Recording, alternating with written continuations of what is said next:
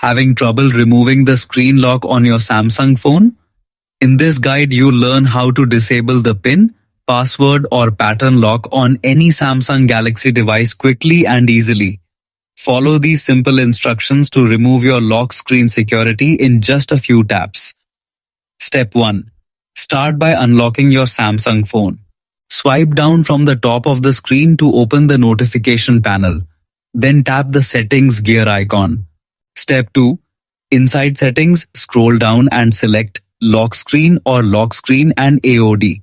Depending on your Samsung software version, you may also find it under Security and Privacy Lock Screen. Step 3. At the top of the menu, tap on Screen Lock Type to manage your current security settings. Verify your identity. For security reasons, Samsung will ask you to confirm your identity. Enter your current PIN password pattern lock. Once verified, you'll see several lock screen options appear on the screen. Step 4. Choose your preferred option. Select None if you want to completely remove all lock screen security from your device. Your phone will open directly without asking for any password or pattern.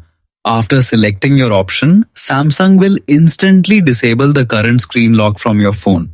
Your device is now free from PIN, password, or pattern protection.